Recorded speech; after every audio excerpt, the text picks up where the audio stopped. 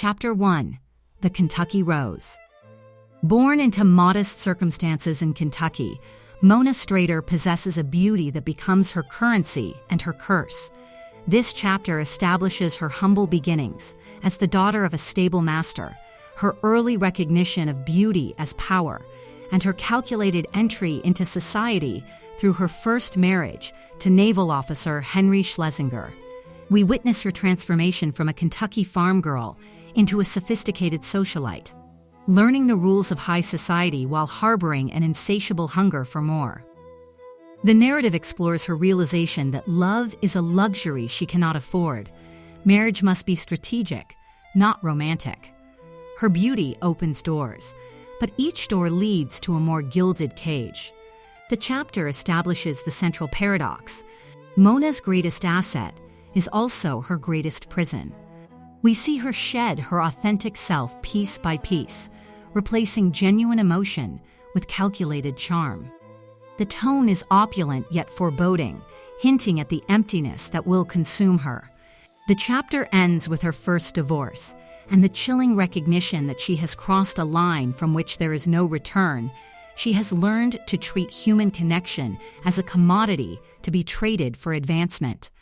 The morning Mona Travis Strader was born, the Kentucky bluegrass was heavy with dew, and the horses in her father's stable nickered softly in the pre-dawn darkness. She entered the world in a modest farmhouse, where the smell of hay and leather permeated everything, where her father's hands were permanently stained with saddle soap, and where her mother counted pennies by candlelight each evening. But even as an infant, there was something different about Mona. The midwife, a weathered woman who had delivered half the county, held the baby up to the lamplight and whispered to Mona's exhausted mother, "This one's got something special. Mark my words, Sarah, this child will go places." She was right, though she could never have imagined how far Mona would travel from that Kentucky stable, or what she would sacrifice along the way. By 16, Mona had learned to weaponize her beauty with the precision of a military strategist. She understood that in a world where women had few options, exceptional beauty was the equivalent of being born with a trust fund. She studied herself in every mirror, every shop window, every still pond, cataloging her assets like a banker counting gold. The aquamarine eyes that seemed to change color with her mood, the perfect bone structure that would photograph beautifully even in harsh light, the figure that made grown men stumble over their words. Her mother, a practical woman who recognized opportunity when it presented itself, enrolled Mona in every finishing class the family could afford. Deportment, elocution, piano, French, each lesson was an investment in Mona's future. But the most valuable education came from watching the wealthy families who boarded their horses at her father's stable. "See how she holds her teacup?" Her mother would whisper, nodding toward the banker's wife, "3 fingers, never 4. And notice how she never laughs too loudly. Ladies suggest amusement. They don't announce it." Mona absorbed these lessons with the intensity of a scholar. She practiced walking with books balanced on her head until her posture became unconsciously regal. She modulated her Kentucky accent until it carried just enough Southern charm to be exotic without being provincial. She learned to smile with her eyes while keeping her thoughts carefully hidden behind them. At 19, Mona married Henry Schlesinger in a ceremony that marked her official entry into society. Henry was handsome in a conventional way, kind enough, and most importantly, connected to the right families. The wedding was modest by the standards she would later set, but it represented her first successful transaction in what she had come to understand was the marketplace of matrimony. The reception was held in the plaza's ballroom, and as Mona moved through the crowd in her silk gown, she felt the intoxicating rush of transformation. She was no longer Mona Strader from Kentucky. She was Mrs. Henry Schlesinger of New York, and the name opened doors that her beauty alone never could. "You look radiant, my dear," whispered Mrs. Astor, the undisputed queen of New York society, as she kissed Mona's cheek. "Henry is a fortunate man." Mona smiled graciously, but behind her eyes, she was calculating. Mrs. Astor's approval was worth more than any wedding gift. It was social currency that could be invested, spent, and leveraged for greater returns. The marriage itself was pleasant enough. Henry adored her, treated her with genuine affection, and never questioned the emotional distance she maintained. He was content to have acquired the most beautiful woman in any room, and she was content to learn the intricate social choreography of Manhattan's elite. But contentment, Mona discovered, was a dangerous emotion. It bred complacency, and complacency was the enemy of advancement. As she sat in their comfortable apartment surrounded by wedding gifts and Henry's unwavering devotion, she felt the familiar hunger stirring. She wanted more luxury, more status, more power. The end of her first marriage came with the same calculated precision as its beginning. Mona had identified her next target, James Irving Bush, heir to a railroad fortune whose wealth made Henry's family money look like pocket change. The divorce was handled discreetly, with no scandal attached to her name.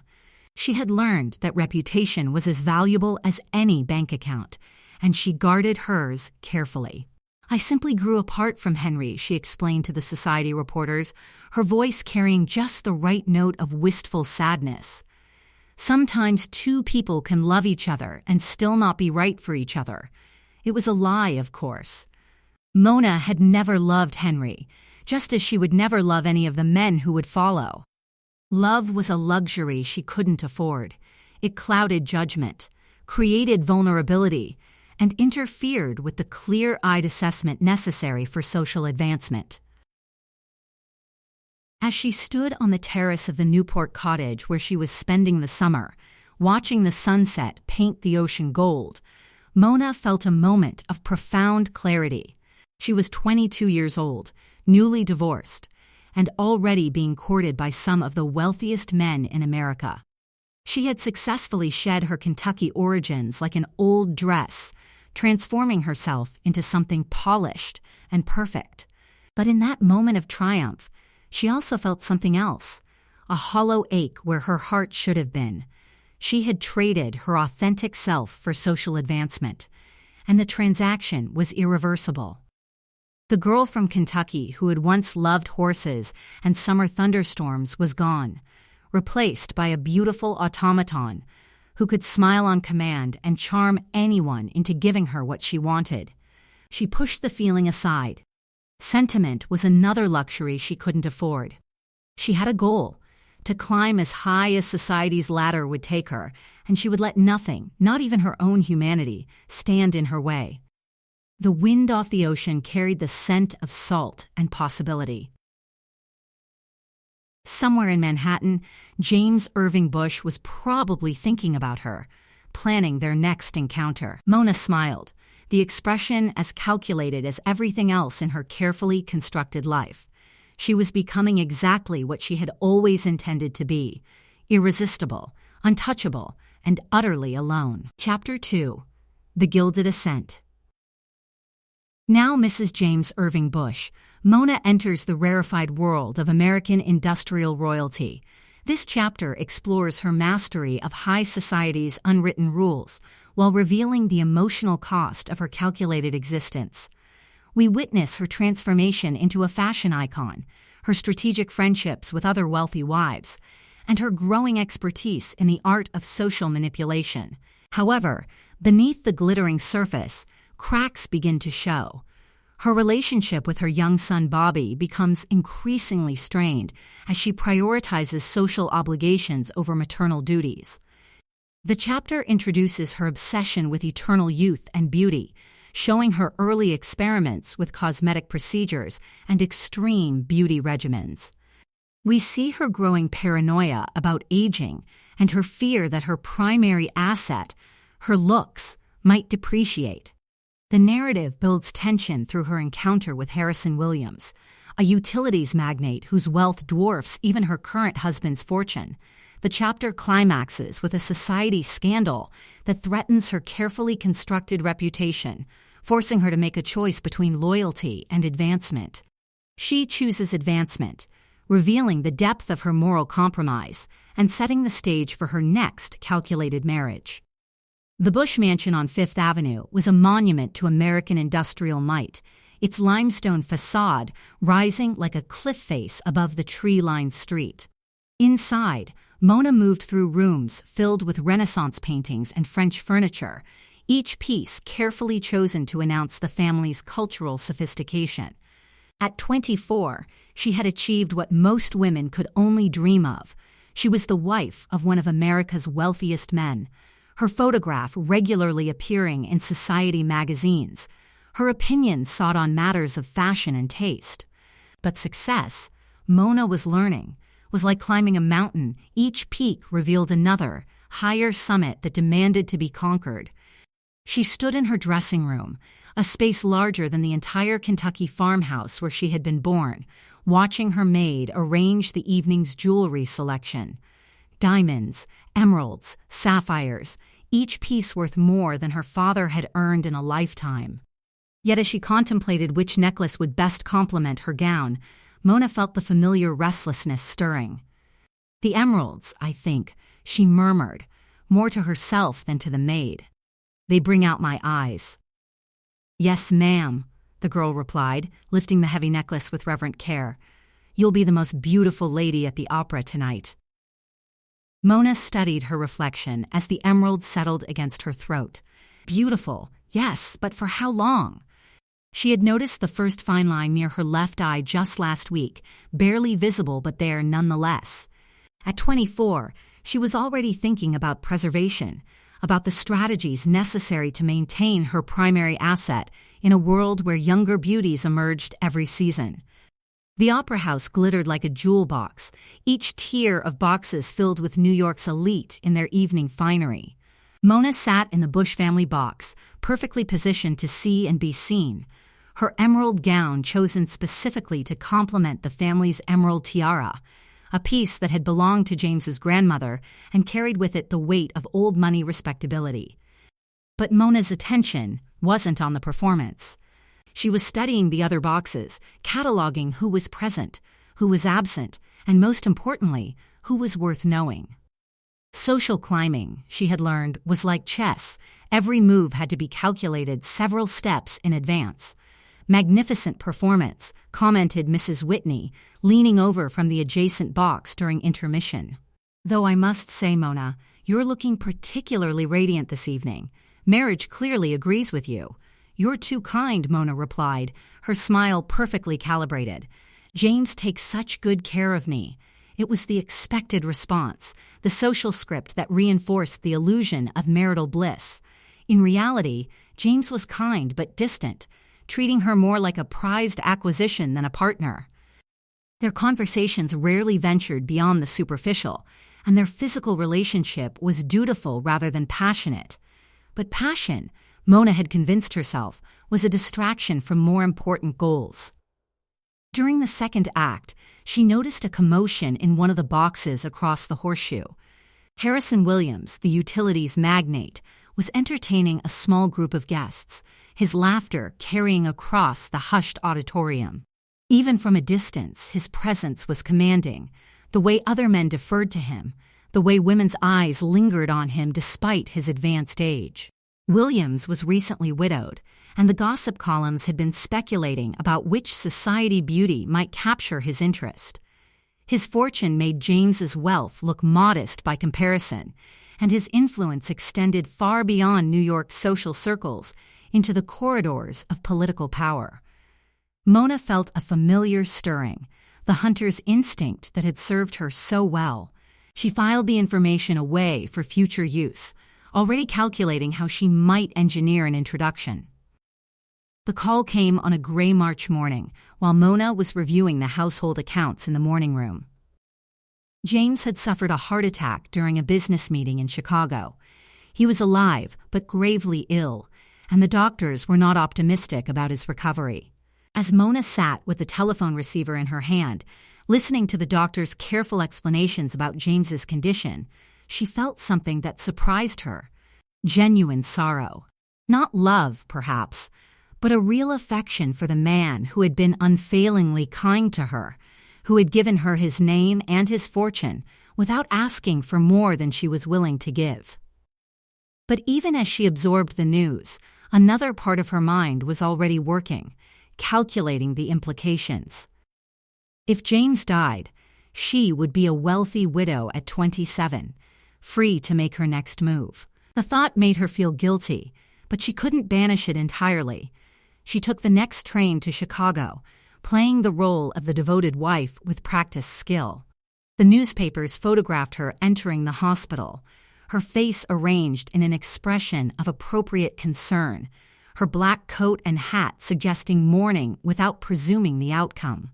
James lingered for 6 weeks, and Mona spent every day at his bedside, holding his hand, reading to him, performing devotion with the same precision she brought to everything else. When he finally slipped away on a rainy April evening, her tears were genuine, not for the loss of a great love, but for the death of a decent man who had deserved better than her calculated affection. The summer season in Newport provided the perfect stage for Mona's transformation from grieving widow to available socialite. She wore her mourning clothes with elegant restraint, neither hiding from society nor flaunting her availability.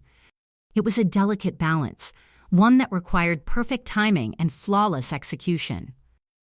At a charity luncheon hosted by Mrs. Vanderbilt, she found herself seated next to Harrison Williams. Up close, he was even more impressive, silver-haired, distinguished, with the confident bearing of a man accustomed to getting whatever he wanted.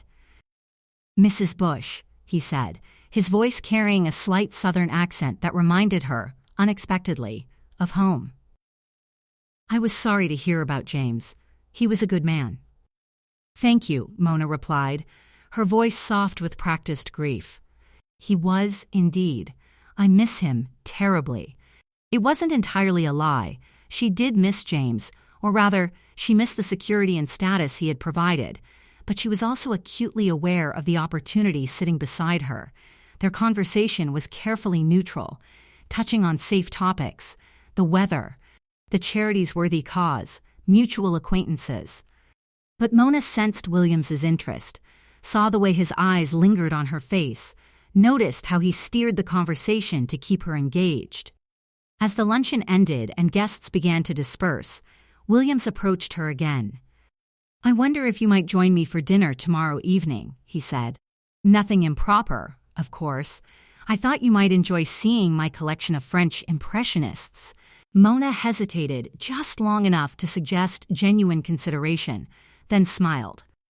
"I would be honored, Mr. Williams. James always said you had exquisite taste in art."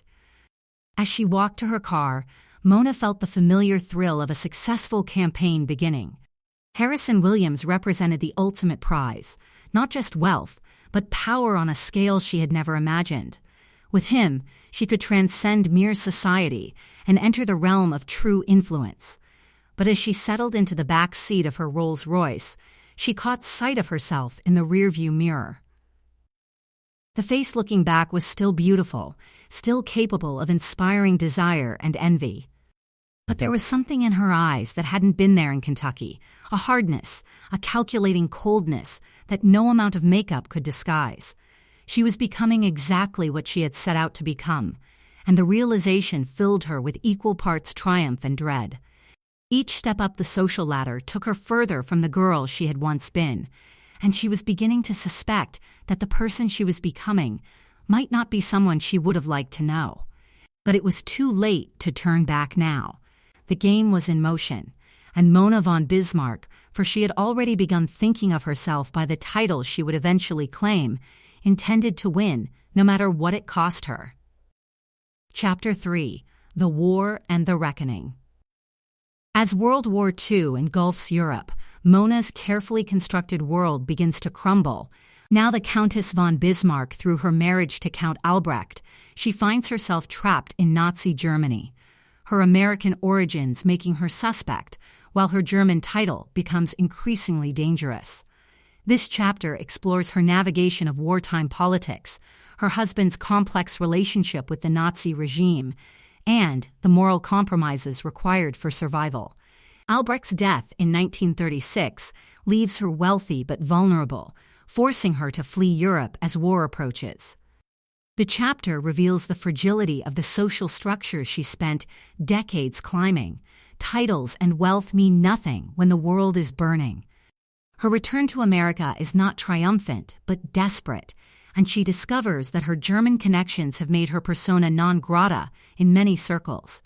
The war forces her to confront the emptiness at her core when external validation disappears.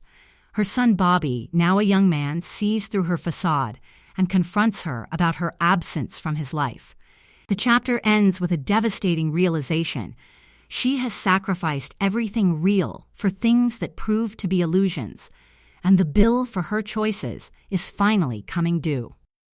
The castle rose from the Prussian countryside like something from a Gothic fairy tale, its ancient stones bearing witness to centuries of German history. Mona stood at the window of what had once been Bismarck's study, watching the morning mist rise from the forest, and felt the weight of legacy settling on her shoulders like a lead cloak. She was now Countess Mona von Bismarck-Schönhausen, married to the grandson of the Iron Chancellor himself, and she had achieved something she had never dared dream. She had married into history itself. But history, she was discovering, was a dangerous inheritance. Albrecht entered the study, his face grave as he folded the morning newspaper. The headlines spoke of rallies in Munich, of a failed Austrian painter who had somehow become chancellor, of a new order that promised to restore German greatness. Her husband's aristocratic sensibilities recoiled from the vulgarity of it all, but his pragmatic mind understood the necessity of accommodation. "The party officials will be attending the Harvest Festival," he said quietly. "It would be prudent if we were seen to be welcoming." Mona nodded, though something cold settled in her stomach. She had spent her life learning to read social situations, to navigate complex hierarchies, but this felt different. The rules were changing in ways she didn't fully understand, and the consequences of missteps were no longer merely social embarrassment. "Of course," she replied, her voice steady. "I'll speak with the housekeeper about the arrangements." But as she watched Albrecht's reflection in the window, his shoulders tense, his jaw tight, she realized that they were both performing roles in a play whose ending neither of them could foresee. The sound of breaking glass echoed through the Berlin streets like a symphony of destruction. Mona stood behind the heavy curtains of their Berlin residence, watching smoke rise from buildings across the city.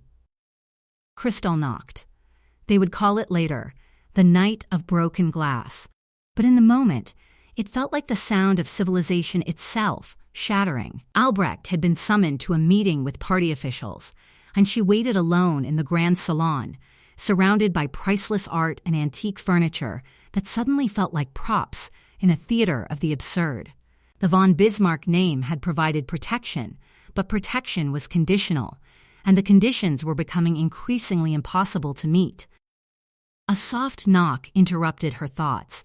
The butler entered, his face carefully neutral. "Countess, there is a telephone call."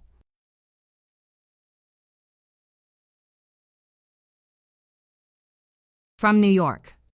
Your son." Bobby, she had seen him only twice in the past 5 years, brief visits that felt more like diplomatic missions than family reunions. At 19, he was old enough to see through her carefully constructed facade, old enough to ask questions she couldn't answer. "Tell him I'm not available," she said, then immediately regretted it. "No, wait. I'll take it in the library." She walked through the silent house, her heels clicking on marble floors that had once echoed with the conversations of diplomats and kings. Now, they echoed only with her own footsteps and the distant sound of a world coming apart. "Mother?" Bobby's voice crackled through the transatlantic connection, young and worried. "Are you all right? The newspapers here are saying terrible things about what's happening in Germany." "Everything is fine, darling," she lied smoothly. "You mustn't believe everything you read in the papers. You know how they exaggerate." "When are you coming home?" The question hung in the air between them, separated by thousands of miles and years of emotional distance. Home. She wasn't sure she knew where that was anymore. Soon, she said, though she had no idea if it was true. Very soon. After she hung up, Mona sat alone in the library, surrounded by leather-bound books in languages she couldn't read, and felt the first real crack in the armor she had spent decades constructing. For the first time since Kentucky, she was genuinely afraid. The crossing was unlike any of her previous Atlantic voyages. The ship was crowded with refugees, the atmosphere thick with fear and uncertainty. Mona kept to her first-class cabin, avoiding the common areas where her German title and slight accent might attract unwanted attention or hostility. She was fleeing Europe not as a conquering beauty, but as a displaced widow, and the irony was not lost on her. Albrecht had died 4 years earlier, leaving her wealthy but unmoored. The war had made her German properties inaccessible and her title a liability. She was returning to America with whatever she could carry, including the bitter knowledge that the social structures she had spent her life climbing were built on nothing more substantial than collective agreement, and that agreement could be withdrawn overnight. She stood at the porthole, watching the gray Atlantic roll past, and thought about the life she was leaving behind. The castle, the servants, the deference her title commanded, all of it was gone, swept away by forces beyond her control or understanding. She was 53 years old, wealthy but irrelevant, famous but increasingly forgotten. A knock at her cabin door interrupted her brooding. A steward entered with a telegram. From New York, Countess, your son. She read Bobby's message with growing dread. He was enlisting in the army, going to fight the very people she had been living among. The final line was like a knife. Hope you can be proud of me for once. Mona sank into the cabin's small chair, the telegram trembling in her hands. She had spent decades accumulating titles and wealth, but she had lost the only thing that truly mattered, her son's respect and love. The boy she had abandoned in pursuit of social advancement was now a man, and he was going to war while she fled in luxury. The news of Pearl Harbor reached Mona as she sat in her hotel suite, surrounded by the salvaged remnants of her European life. America was at war, and suddenly her German connections weren't just irrelevant, they were dangerous. Society columnists who had once celebrated her beauty and style now wrote about her with subtle suspicion, questioning her loyalties, wondering about her true sympathies. She found herself defending choices she had never consciously made, explaining positions she had never explicitly held. The performance that had once brought her acclaim now attracted scrutiny, and she realized that she had become a character in a story over which she had no control. Bobby was somewhere in the Pacific, fighting in a war that had made her past a liability. His letters, when they came, were dutiful but distant. He addressed her as mother, but signed them Robert, as if even her maternal claim on him was something he questioned. She sat at her dressing table, applying makeup with the same precision she had practiced for decades, but the face in the mirror looked different now. The beauty was still there, maintained through sheer force of will and enormous expense, but it felt like a costume she could no longer remove. The mask had become her face, and she was no longer sure if there was anything underneath. The war was over, but Mona's exile from relevance continued. She had married Harrison Williams, achieving a level of wealth that made her previous fortunes seem modest, but even billions couldn't buy back the respect she had lost or restore the son she had abandoned. Bobby returned from the war changed, harder, with eyes that had seen things she couldn't imagine. When he visited her in Newport, their conversations were stilted, formal, like negotiations between distant countries. "You look well, Mother," he said, sitting stiffly in the drawing room where she held court for the few visitors who still came. "As do you, darling. The military has been good for you." They spoke like strangers, which, she realized with devastating clarity, was exactly what they were. She had given birth to him, but she had never really been his mother. She had been too busy becoming someone else, someone more important, someone who turned out to be no one at all. "I'm getting married," Bobby announced suddenly. "Her name is Patricia. She's a nurse from Boston." "How wonderful," Mona replied automatically. "I look forward to meeting her." But she could see in his eyes that there would be no meeting, no inclusion in this new chapter of his life. She had forfeited that right years ago when she chose titles over tenderness, advancement over affection. After he left, Mona sat alone in her palace by the sea, surrounded by beautiful things that meant nothing, and finally understood the true cost of her choices.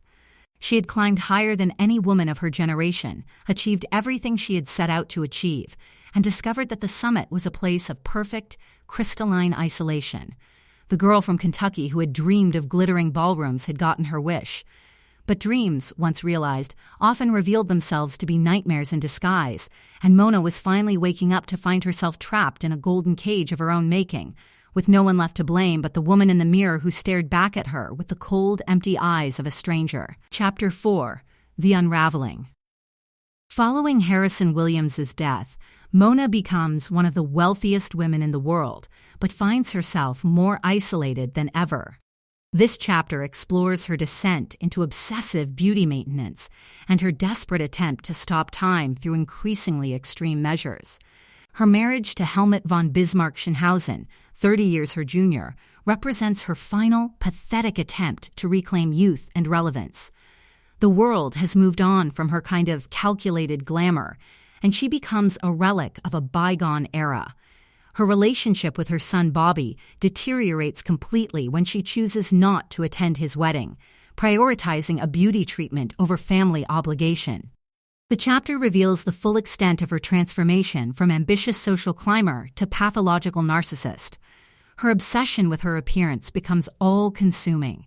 Her days structured entirely around maintenance routines that grow more elaborate and desperate. The few people remaining in her life are paid employees who enable her delusions.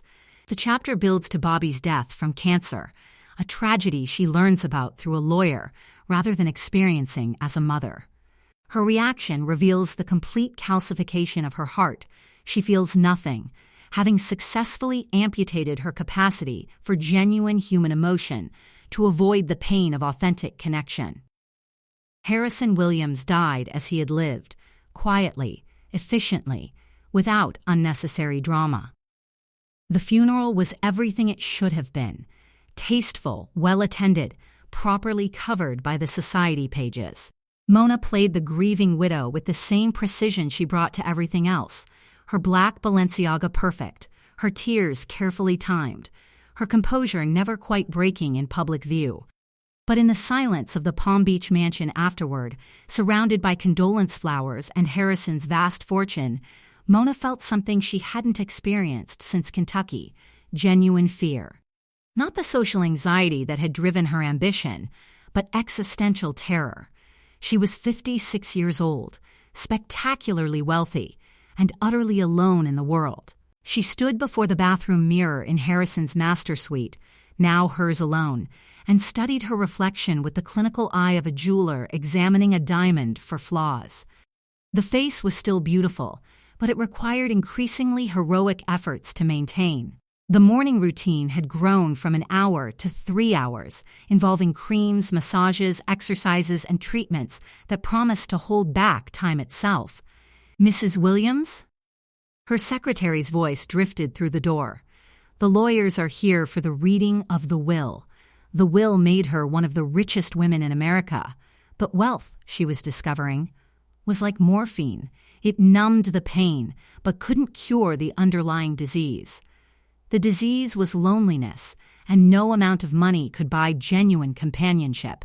The villa on Capri was Mona's masterpiece, a white marble temple to perfection perched above the Mediterranean.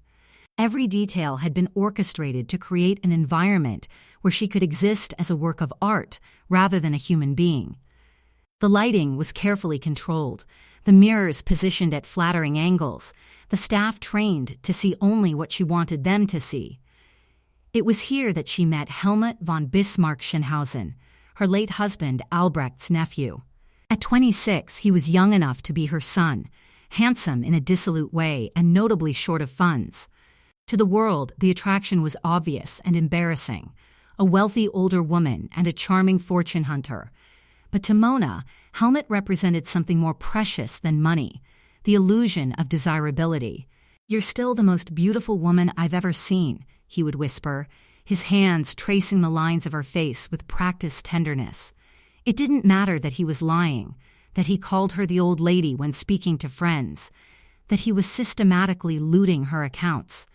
What mattered was that someone was still willing to perform desire, even if it had to be purchased.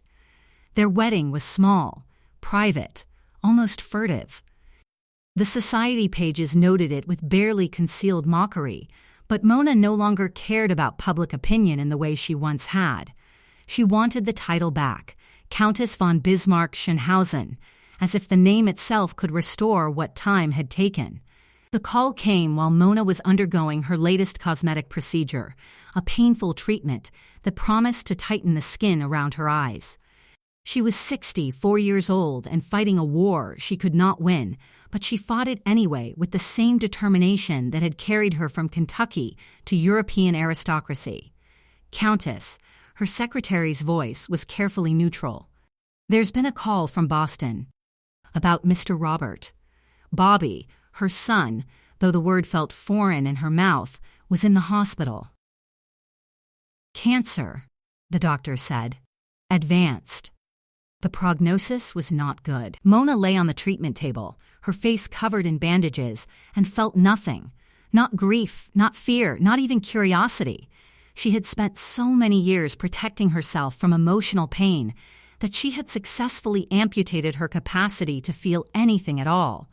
"Send flowers," she instructed, "something appropriate, and a card expressing my concern." "Will you be visiting, Countess?" The question hung in the sterile air. She thought about the trip to Boston, about sitting in a hospital room, about confronting the son she had abandoned in pursuit of social advancement.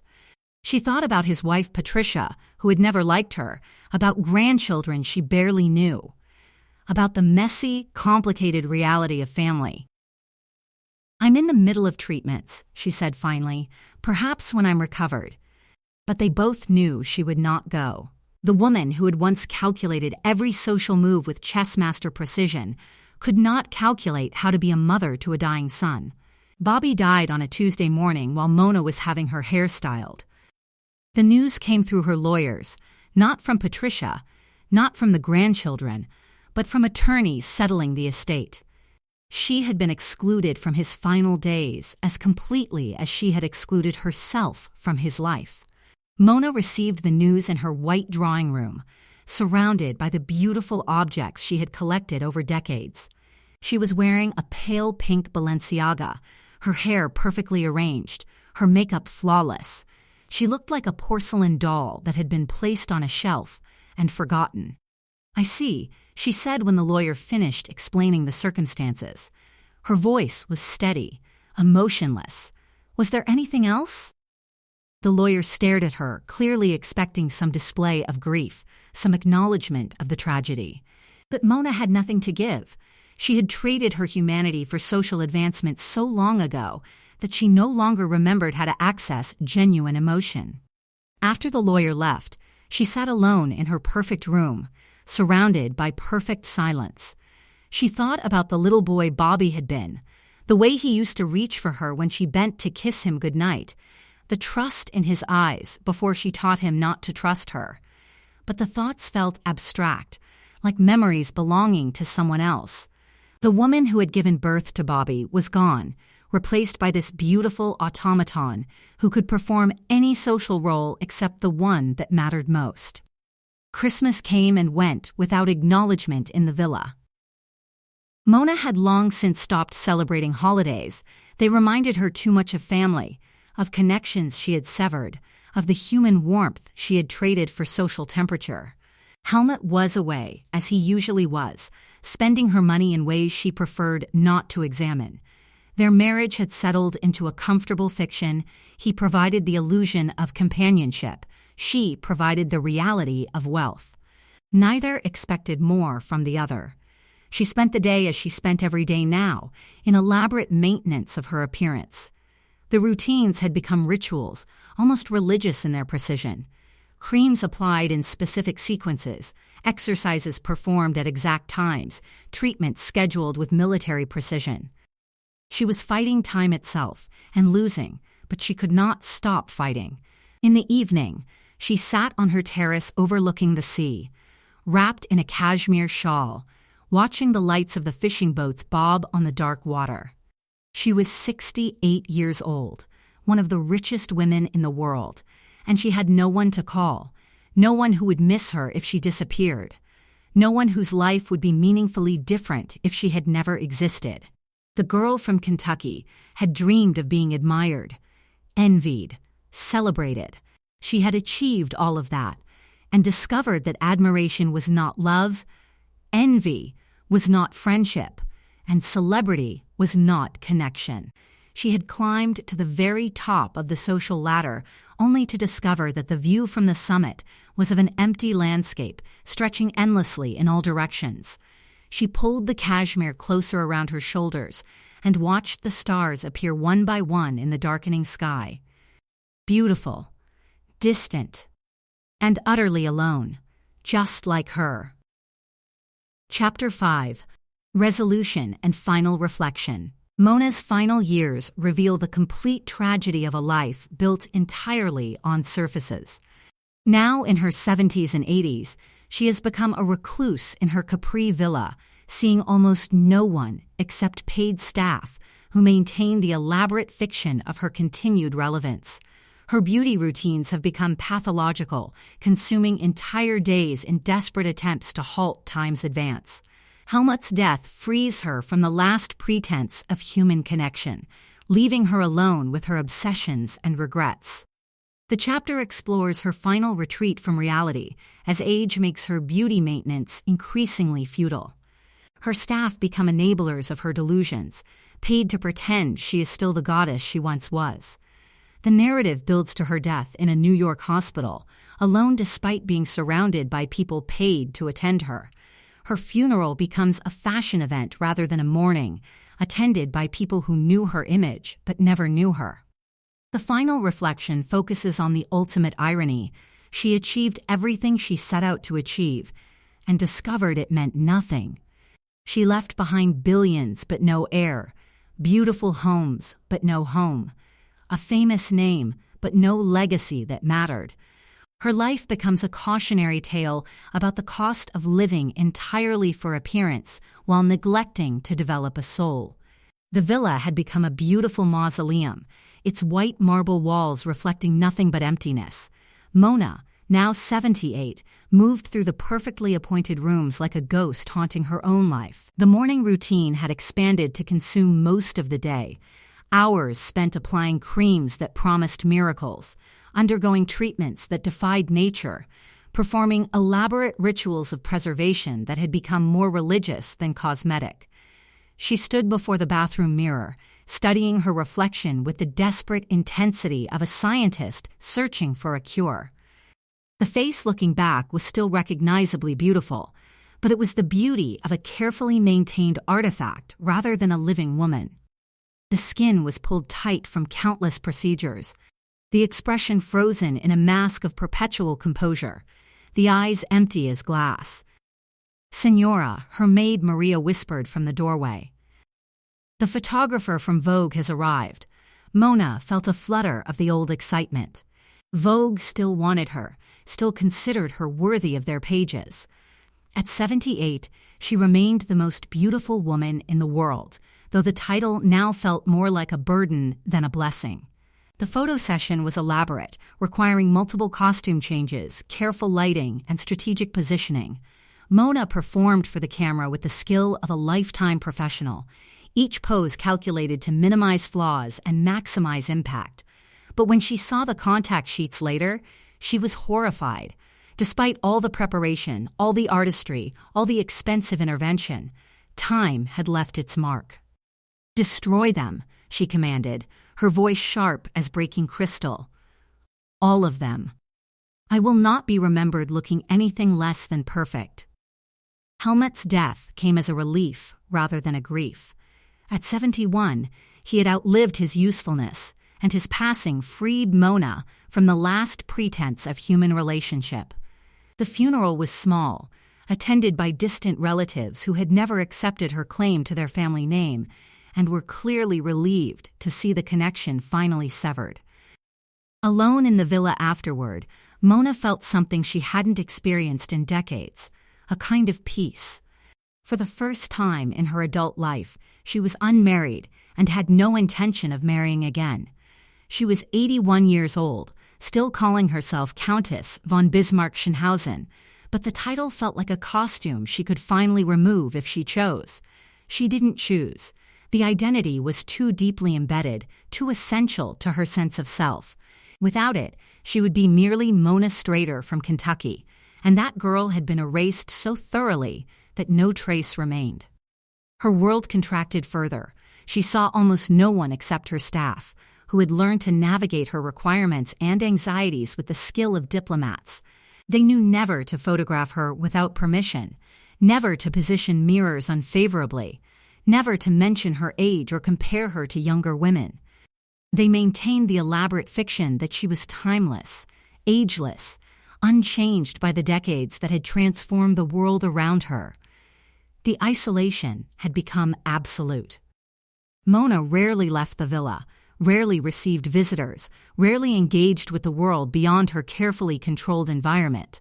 She had become a legend in her own lifetime, the most beautiful woman in the world, who had married 5 times and left no heir, who had conquered society and then retreated from it, who had achieved everything and found it meant nothing. Her days followed rigid patterns designed to maintain the illusion of eternal youth.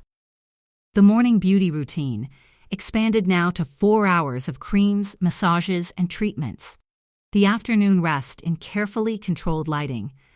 The evening hours spent looking through photographs of her younger self, trying to understand when the performance had become the only reality.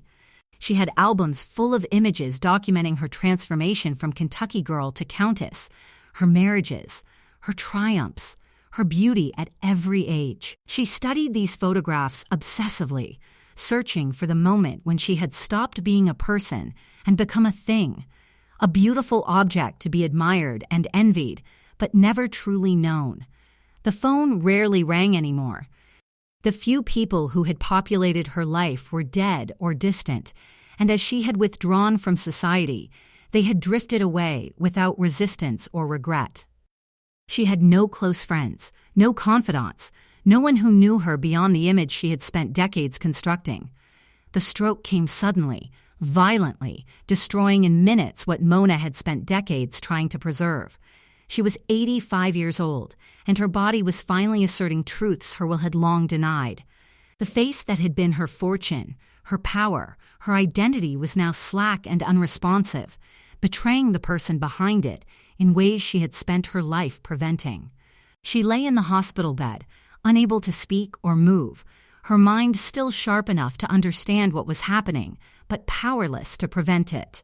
The nurses who attended her were professional and kind, but they saw only an elderly woman, not the legendary beauty, not the celebrated countess, not the woman who had once been called the most beautiful in the world. In those final weeks, as machines monitored her failing body and doctors spoke in hushed tones about her condition, Mona confronted the truth she had spent her entire life avoiding. She had built nothing that would outlast her, no children to carry forward her legacy, no genuine relationships to mourn her passing, no achievements beyond the accumulation of wealth and the maintenance of beauty. She thought about Bobby, the son she had abandoned in pursuit of social advancement. She thought about the grandchildren she had never known, the family connections she had severed, the human warmth she had traded for social temperature.